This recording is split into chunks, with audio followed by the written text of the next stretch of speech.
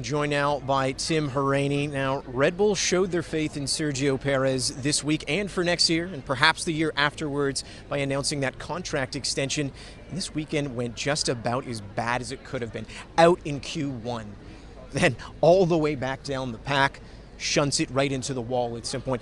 This was just, again, just about as bad as it really could have been for Sergio this weekend. Oh, just an absolute shocking weekend from him. I mean, and that's difficult too. You know, you sign such a big deal like that to stick around at one of the top teams until 2026 and then come out, and it turns out to be a difficult weekend. I mean, really tough for Sergio, really tough. And, you know, maybe picking up quite a bit of damage there in that opening lap. And I think that may have led to that spin and the crash, just not having that right aero balance for him. But, I mean, looking at the Constructors' Championship, that's something that you and I have been talking about all weekend long. And, you know, I've said it before, it's just that Sergio needs to be better. He needs to be right up there, closer to Max, just so they can protect this championship lead. You know, aside from Alonso topping free practice too, not a lot of people were expecting much from Aston Martin this weekend, but they get the 6th and 7th spot. Actually, I didn't think and that's what happens sometimes, right? The track will show that. But what a weekend for them. They have to be happy there. Both cars in the points,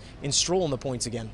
Yeah, absolutely. I think for Aston Martin as a whole, you know, getting points here, and especially for Lance. I mean, there's been a lot of stuff said about Lance up and down this paddock recently, and I think people have forgotten he has had some really strong, you know, races so far this season. He's been able to close that gap to Fernando Alonso, especially in qualifying. He's done really well keeping up with Fernando as well. And then coming here, Canada, all the pressure on his shoulders to try and pull out a result, not knowing whether or not the car is going to be any good when they got here. And sure enough, you know, they all did a great job of executing. And yeah, I'm excited to see what this team does moving forward. Barcelona may be difficult, but yeah, let's see what happens. Well, Lance certainly loves a home race. Out of the 6 races that he's had here, 5 of them, he's ended up in the points.